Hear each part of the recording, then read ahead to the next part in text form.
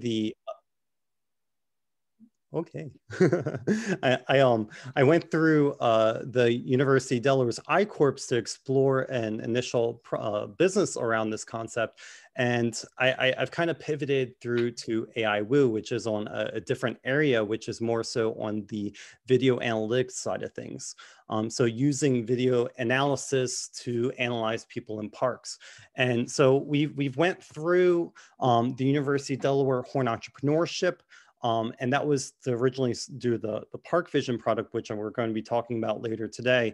And then towards the end of the Horn Entrepreneurship, we pivoted to the COVIDVision project, which is how we got introduced through Ann in the Delaware Data Innovation Lab. And so I'm coming from a researcher background who's been publishing in the national, who's been getting grants over at National Science Foundation, National Institute of Health, and then through Newcastle County. And I've been trying to go through this startup process to take the research and translate it into something that can be deliverable to the community to better improve health and whatnot. And so what AI Whoo is all about is to have this AI-based health technology. So what we want to do is to help facilities and parks to ethically capture data and extract the meaningful insights through this artificial intelligence. And so, you know, we have a variety of applications and products that are out there right now. So one of them, which, and I'll go into the PARKVision later. And so one of which is the GAITVision product. And essentially from your phone, being able to do these medical grade gait assessments. So typically people with neurological disorders or you know, issues with walking, they need to go into a clinic and walk on this mat. And well, if we can do the same thing from your phone, that increases the accessibility of the assessments. And also it reduces a lot of those costs that's associated with it. So that's really cool. And this is a little video of our GAITVision product. So. And we also have other software that's analyzes form and posture. So if you're an athlete trying to, you know, shoot like Kobe or dance like J-Lo, what we can do is analyze your video and look at the posture of the way a coach moves with respect to the trainee, and to give you feedback in real time to say, okay, are you moving? That's, you know, are you aligned with what the coach is doing? Where are you, you know, not aligned, and how can you make it steps to improve? So, and then finally, you know, we have this PARKVision product, and this is more of the focus of today. And essentially what the PARKVision product is, and this is more out in the open, in the wild type of assessments. And so the idea is for us to be able to look at speed, physical activity, intensity, and calories out in the parks. And so, the idea is to be able to understand the health impact of the park. And so the underlying problem that we're trying to solve is that typically physical activity is really, you know, constrained by the context, by the environment. So by the design of the playground, by the availability of a park in the community, right? And so these organizations, they currently go out there and they do this thing called SOPARK, systematic observation of parks and play and such. And so they do these observations. And so there's a human that goes out with a pen and piece of paper, and they do these little scans. And for each scan, it takes like a 30-second, you know, rotation of the head, and they jot down on this form, you know, all the different things that they're interested in. The main issue with that is that it's really time and resource intensive. You have to hire people, you have a lot of training, you have coordinating. It's a whole large scale effort because you have to go to all these different parks, and, you know, the observers may even be, you know, there's issues with the observers. They may miscount, and they may give some subjective data, so they may not actually understand, well, what is walking, what is jogging, what is running. A person, for one person that's jogging may be different from a person that's running. And we have funny stories about that later. But and essentially what these people are doing when they go out to these parks and go out to the, you know, sidewalks and such, they fill out this form. And so they count how many males, how many females, how many children, teens, adults, seniors, ethnicities, activity levels, looking at who's on the playground equipment, looking at on the baseball field, the basketball field, and the basketball court. And they just go all around everywhere. And it's really, really time intensive, right? And so what we said was, well, how can we do that a little bit better? Can we do the same type of assessment just to reduce the costs and to remove the human aspect? And so the solution that we came up with was, well, let's deploy trail cameras and just process the videos through AI. And we were fortunate to receive the Newcastle County CARES Innovation Grant, which supported us utilizing this COVIDVision product, which was a mass detection and social distance component to our system, to do those components in the parks and such. So that was kind of cool. And so before we go even further, I wanted to address this one thing is like, I always hear the question of, what you're doing, is it ethical? And so I want to pose some questions. So what am I doing? What am I doing compared to what is currently being done? And what is AI really doing? And so the first thing is that, ask yourself the first question is, what can AI really do? And at the end of the day, my personal opinion is that an AI can do the same thing, maybe not as well, but the same thing essentially as a human. And so what can people do and that we can automate? And that's essentially what I think of as an AI. So the existing mechanisms that people go out and do these park assessments is that there's, they send a human out. And with the human, there's lots of issues, right? A person may know some people or may be able to identify individuals and identify patterns and start having that, recognition of that person and misuse the data. They may be able to target individuals or certain, individual profiles, being able to, understand that. And also just by doing these assessments, there's a lot of other information that they can go out and collect. Now, more so on the, the park assessment with the sending out the people, I've been talking about sending out the people. There are these other solutions out there, which is like these pressure sensors that are under the pavement, and also these little laser sensors for the trail counters that are already out there too. And so I just want to say that these systems, they're not utilizing AI. And so they resolve these issues of that individualization, individual information, and all that observable data component, but it just comes out with, counts of people and counts of actually things going over the thing, going over that area. And so the difference between what we're doing and what is currently being doing is that we're utilizing these cameras. And the thing is that in our AI components, we don't do facial recognition.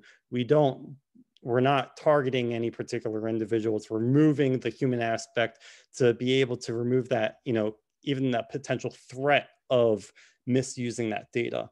And more particularly, we're even restricting the access to that data. So, we put out these cameras and there's a password on there and no one can even access what's being recorded on that camera. And it has to go through all this, confidential profile things that you have to type passwords and such in order to transmit the data from one point to the other point, to upload it in order to get this final report. So no one's actually looking at the raw video data. So I think that's, kind of cool. That's our approach to try to take this, ethical. And so from the processing component, we fill out, the whole entire idea is to fill out this form, and humans, they're slower to fill out this form. And so there is, from the AI perspective, they're able to fill out this form a lot quicker because they don't need to do as many scans. They're able to just go, okay, 1 second of video data corresponds to 1 second of activity. Okay, done. I have the numbers in real time. Now, the thing is that it's a little bit better on the AI side of things because it's, objective and there's no bias. But realistically, as of today, the technology development to fill out the form to that level isn't there, but it has the potential to be the same. So essentially, the goal is to be able to fill out this form, but we can do it faster, but we can't fill out the whole entire form. And on the reporting side of things, we're delivering the same reporting as the other mechanisms. So there's not really any difference. So the main issue is, on this data capture component. So, and so when we're doing these park assessments, it's not just necessarily parks, right? There's these transportation trails. From a transportation perspective, so connecting from one point of the city to another point of the city, so being able to connect this point in Newark all the way to Main Street without going into any type of vehicle traffic. There's recreational parks, which is the traditional parks that what we think of when you go to a park. You go play, you go play basketball, walk on the loop, outer loop, play with the geese, all that good stuff. It doesn't have to be any particular type of park. It can be rural or urban, just particularly anywhere. So, and here's just a snippet of an example report. The idea is for us to be able to figure out how many people are coming over time. So we're getting that people count aspect, but we're also getting summative statistics on how many people are walking, how many people are jogging, how many people are biking at each of the specific sites for that the camera's capturing. So, I've been talking about, being able to quantify different aspects of the parks and the park metrics. So why are we even, talking about this issue? And parks are strongly correlated with physical activity, right? If you're going to the park, you're not going to go sit there and be on your laptop all day. You're going to the park, you're probably going to be walking around, maybe playing basketball, you're moving. And so the research has shown that parks are strongly correlated with physical activity. And physical activity, of course, is, the cure-all for so many different diseases. It helps reduce risk for cancer, helps reduce risk for lung disease, cardiovascular disease, diabetes, obesity, all those big health threats that we're associated with. So if we can, improve the physical activity in the community, we're essentially reducing those other costs, the negatives of the community as well. And then there's the other aspect of, well, the parks also provide, there's research shows, the parks provide economic value. So prices of properties increase.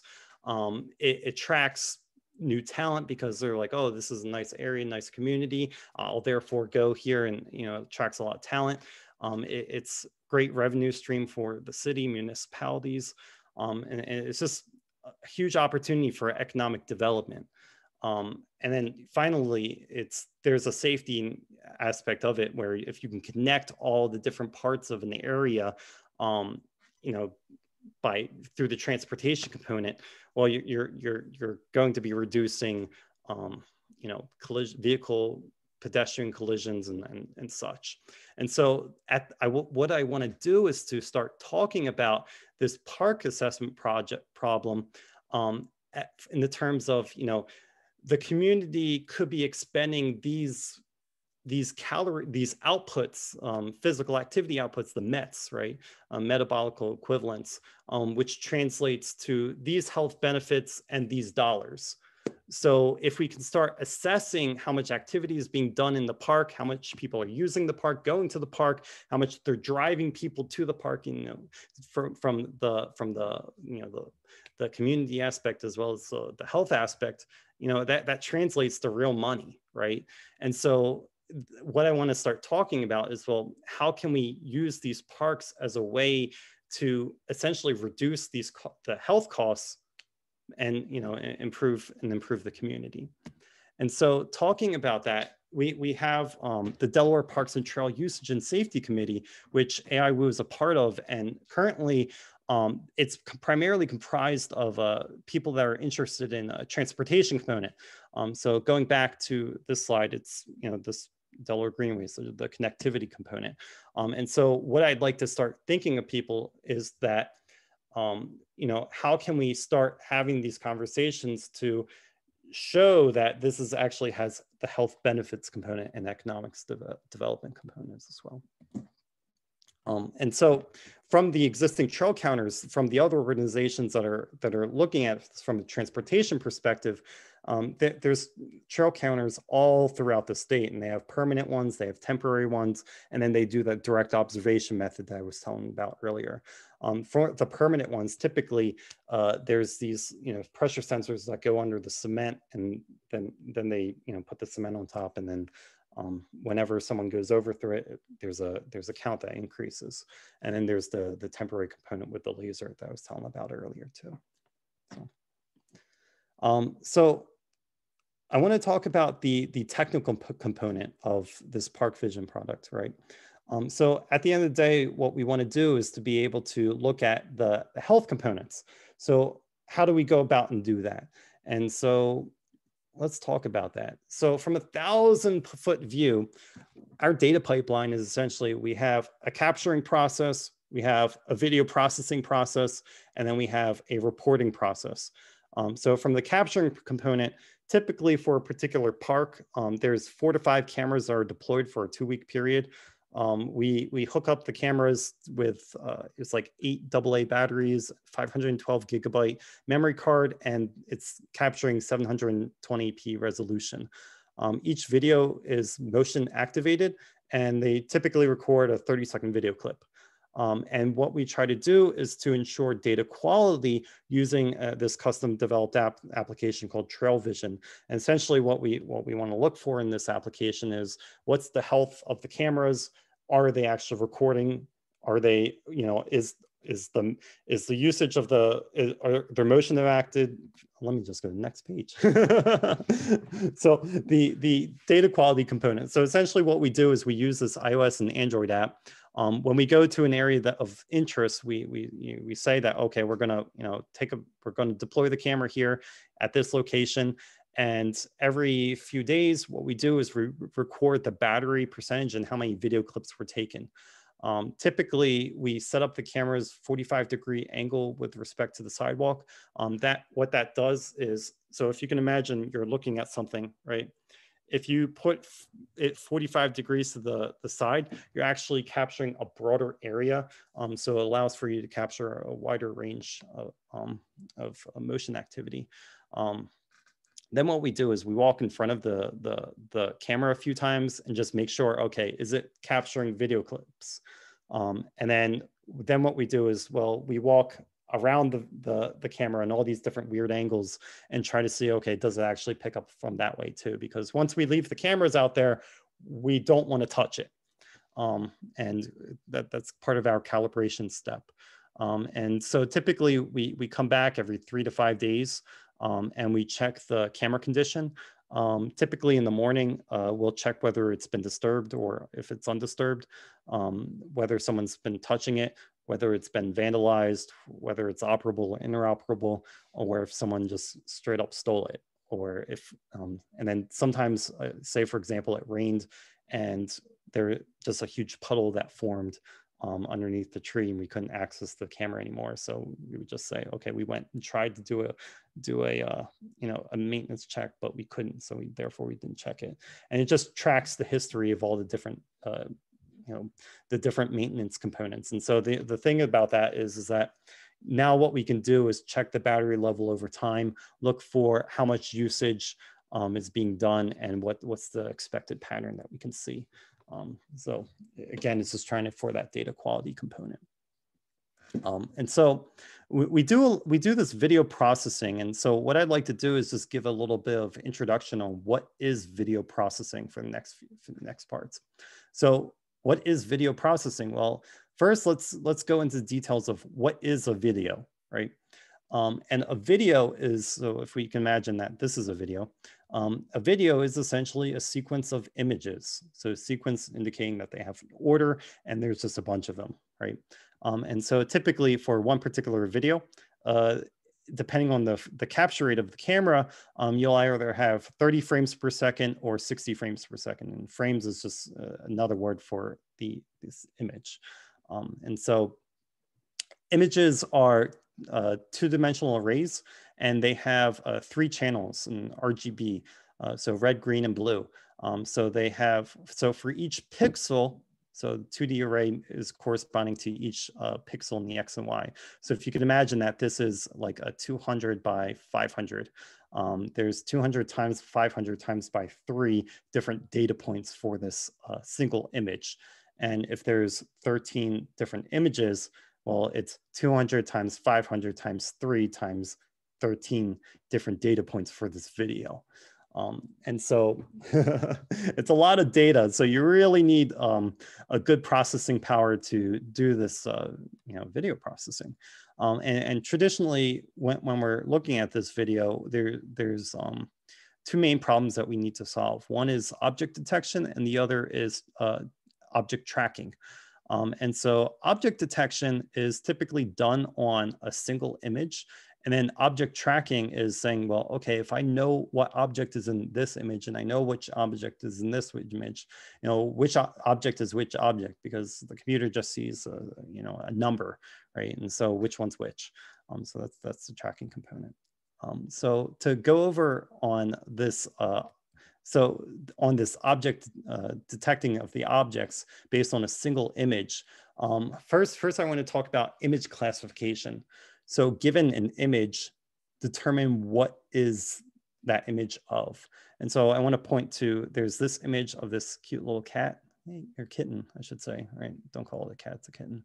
And then we have this image over here, which is of 2 kittens, a puppy, and a rubber ducky. And so the thing is that in image classification, now this is an object detection. And what object detection is that there's multiple objects in the image and you have to determine, where are all the different objects that you're seeing. Whereas image classification says, I have this image, what is this an image of? So you can't really do image classification on, say, this image right over here. But so say, for example, we do have an image. Well, essentially, we have those 3 channels that we were talking about. We have the red, the green, and the blue, and we have the image width and the image height. And so this one's 4 pixels by 4 pixels. That's no way 4 pixels by 4 pixels, right? But but my point is just that there's 3 different numbers that represent, there's 3 different 2-dimensional arrays that represent this image. And essentially what we do is something called convolutional neural networks. So it's a type of neural network that does convolution. So what is convolution? Well, a convolution just says, well, apply some type of filter to each of the different, to each of the groups of pixels and get a convolution right here. And then apply another thing that groups them all together, which is called pooling right here. So the long story short is, for each of these different channels, we run it through this neural network that basically says, okay, let's reduce this problem size to this using this filter, so we have something smaller to work on, and then let's try to do some type of edge detection using this pooling.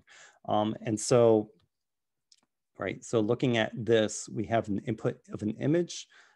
We do this filter type of thing to like downsample the resolution, and then we try to do the pooling, which does the edge detection.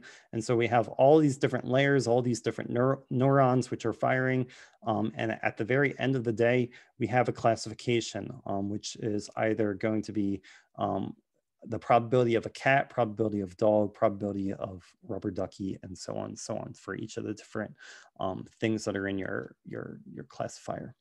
So typically to train these convolutional neural networks, it's the same way to train any neural network. And so you just do something like backwards propagation or something like that. And so in order to do object detection, I'm going to go over this YOLO algorithm. And essentially what object detection is that, well, in order to do this localization aspect, so saying that, okay, there's a cat right here and a cat right here and a dog right here and a ducky right there. What we can do is break up this image into these smaller grids and then run image classification on each of these individual grids, and then join the output of each of these different grids with an additional convolutional layer. And then finally, the output is going to be for each of these, grids, the X, the Y, the width, and the height of the boxes, and then the probability of each of the different classifications for that. And so if you can change the size of the grid, that allows for you to have a much more granular detection region. So it's a little bit more confined. So cool stuff. And I'm not going to talk about instance segmentation, because realistically, you can get away with like 99% of the issues with object detection. So yeah. So in the YOLO framework, there's a lot of these different tutorials online. And typically from a coding perspective, you use Python, you can use Keras. You load the image from the file, you load a weight file. So in this convolutional neural network, there's all these different edges and such. And so what is the weights of each of the edges? And so that's going to be in this .h5 file. And then you just run the prediction, and then it'll give you a bunch of X's and Y's and widths and heights and confidences. So that's really cool. And we built this an additional layer using this label vision thing. So how do you train this model? And essentially with YOLO, there's this program that you run, YOLO_train, and you give it a bunch of X, Y, width, height, and then class labels on particular images. And then you just run it through the trainer, and then it'll just create that weight file for you, which is really cool. And so in this particular image, when we run zebra.jpg, we have the confidence that this is a zebra is 99.8. This is a 94.911, 96.871. So cool stuff.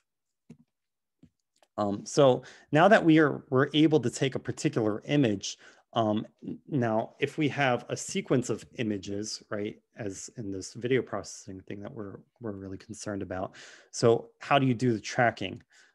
And tracking, there is no learning. There is no machine learning. There's no artificial intelligence. It's typically just, data association and state estimation. So, looking at trajectory looking at saying that this is a thing, looking at the trajectory of the thing, and then looking at the distance between where it currently is and where it was supposed to go, and where did something that was detected actually is.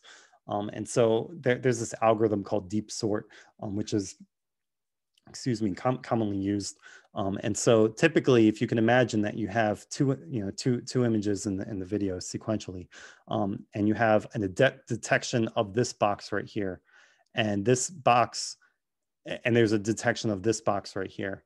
And then the next image, you have another detection of the box right here and another detection of the box right there.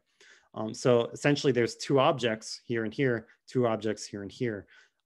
So the question is that, did this box move over to the right, as indicated by this gray line? And did this box move over to the left, as indicated by this line?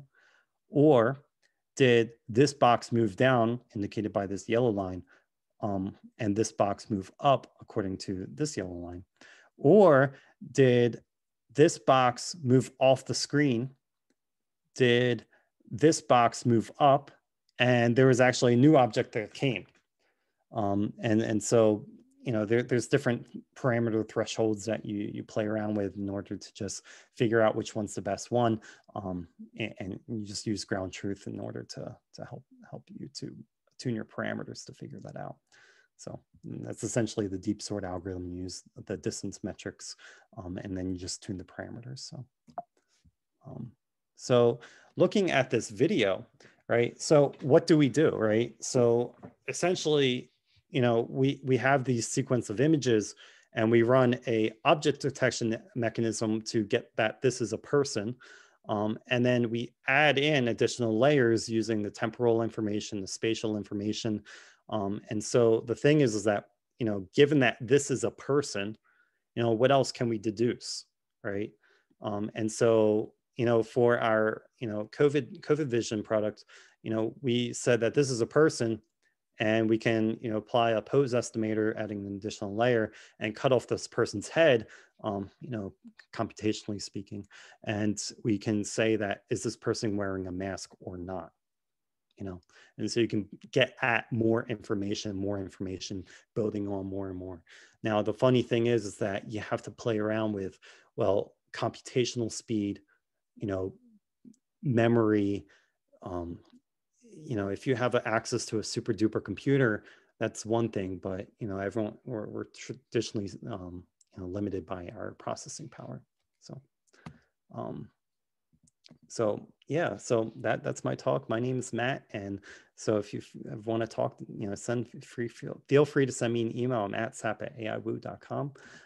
And so what I'd like to ask from you is, help me help the community. So looking at these park assessments, how can we start going at this from the economic development perspective, from the health perspective? So yeah, so by understanding, these, the importance of the health benefits for a particular area, let's make the community better by, taking the actionable steps. So thank you. Awesome. Well, thank you, Matt. Really appreciate you joining us, and kind of want to open it up to a Q&A session here. We saw a number of questions come through, but just want to say, every time I speak to you, I think I get a little bit smarter. So thank you. This was very educational, and the way you're able to just simplify something so complicated, it's been great. We have everyone on here from people in college right now. We have some interns from Delaware, and then just people that are in the corporate space and the data space as well. So I think everyone was able to kind of learn something new from this, and really, really appreciate that. And hopefully we can get involved with you as well. But like I said, a number of questions came through the chat. So I want to touch on a few of them while we have you for a few minutes here. First being, and it's actually kind of something that we discussed a few days ago, but you mentioned that there's this common comment that you see of, well, this sounds a lot like Big Brother. And you kind of touched on it a little bit earlier, but can you kind of elaborate to our audience here, your perspective on, and your thoughts around the worry that some people their privacy is being infringed upon a little bit? Right. I mean, so the thing is that with facial recognition, I don't want to do facial recognition. That's something I don't believe in. Like I don't want to work around it. So I just choose not to, right?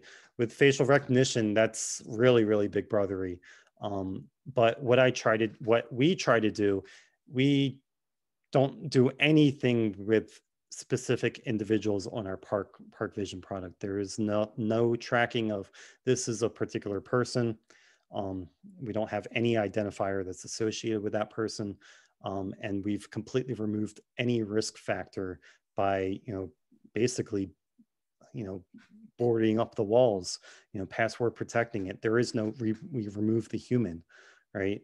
And so at the end of the day, all we look at is summative statistics over at the granularist is 15-minute intervals, and typically that's 15 to 30 different, the numbers come out to be like 15 or 30 different people, right? And so we're not pinning it on one particular person. So thank you. Another question that just came through, actually, kind of, is the data from PARKVision, is it available in open source, so that we can help with the information extraction as well? No, absolutely not. And the whole entire purpose of me saying no is because, like, I don't want to give access to any of that information because of the privacy concerns. There will be no human that looks at that data. So. Another one came through to that human judgment topic. Is there value in keeping human judgment in the process to keep the AI honest, or is it possible that this will be eventually eliminated as the machine learning process is perfected? Could you repeat that? Yeah, let me just get back to the question. Is there value in keeping human judgment in the process to keep the AI honest, or is it possible that this will be eventually eliminated as the machine learning process is perfected? When we say honest, so I can see, so in the I'm struggling to think of what is honest in the park assessment space. Now, you can imagine if there was an AI that was, trying to do some negotiation or something like that, right? That's where honesty would come into play.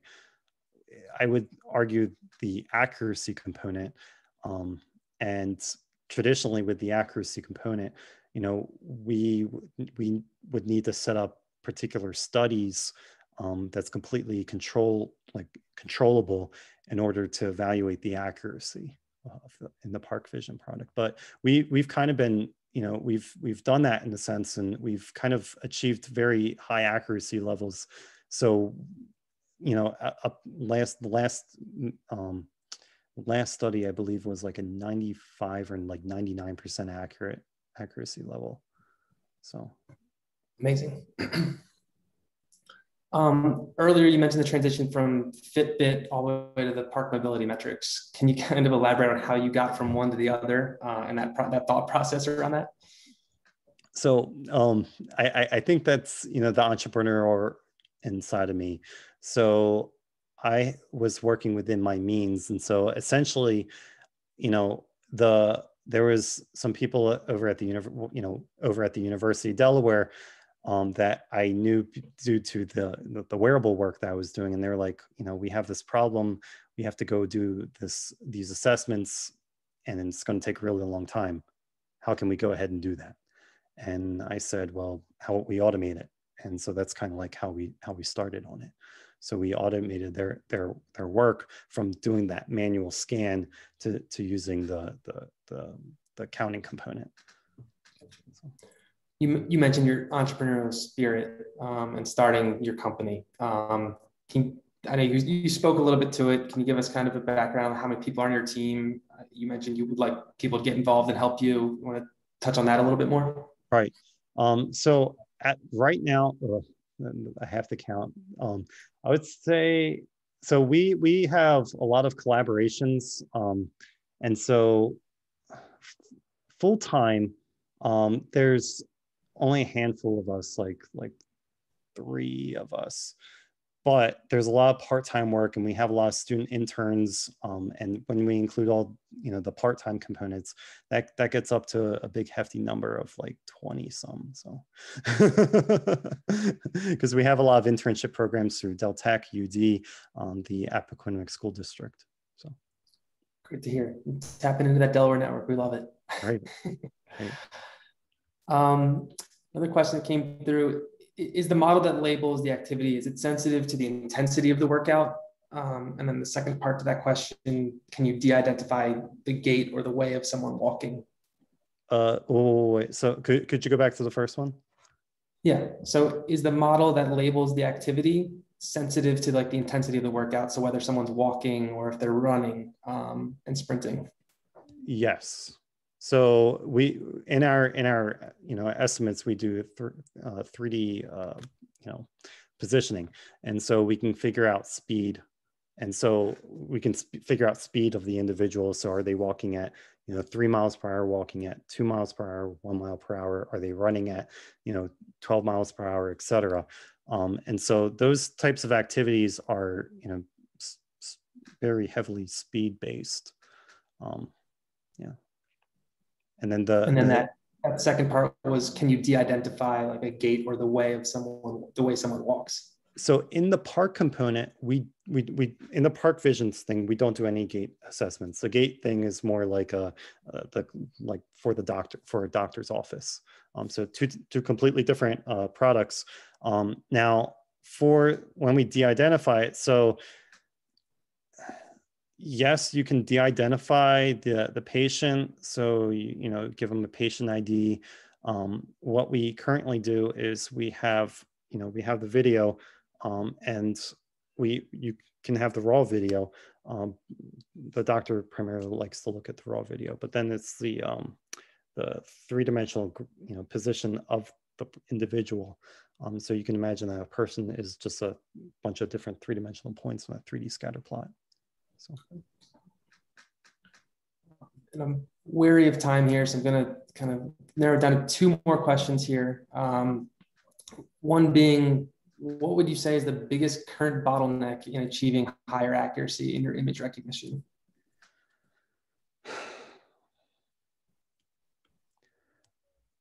There is so much craziness that happens out in the real world. So what is, like, I want to take you this back to a philosophical question. So what is an activity? So, walking and jogging is easy, but what is basketball? What is it when you play basketball? And so it's really hard to quantify motion with respect to all the different complex motions that humans go through when they do these more complicated, sports. And so and the other question is them doing those motions, is it based on a particular context, such as having a basketball there and doing the same types of motions? Is that the thing, or is that dancing? Are the basketball players dancing, or are they, Some would argue that they've done both, but right. So that is a very hard problem. awesome. And I'm going to be blunt, honest. We the basketball thing is a very hard thing, and so we can get around that by looking at larger, more granular classification. No, grain like more coarse classifications, right? Versus the granular classifications. And so from those coarse classifications, you can still get those health benefit measures. So.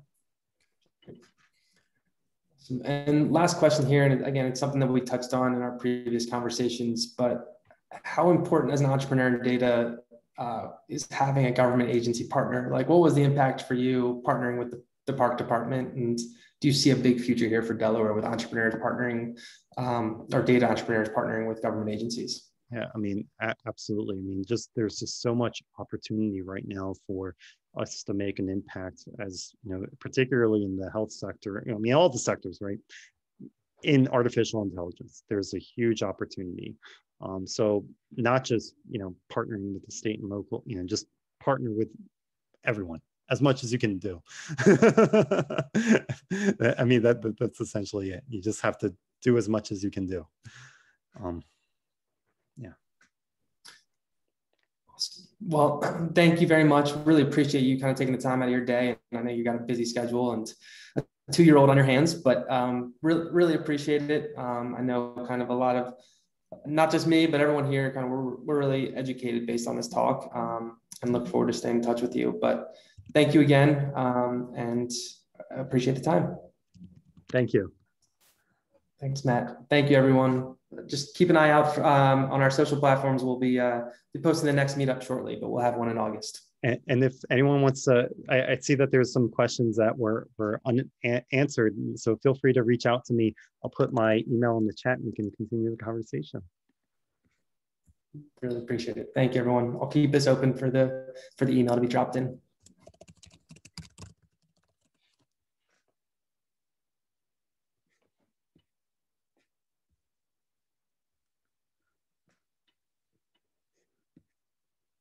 All right. Well, thank you, everyone. Take care. Thanks, Matt. Appreciate it.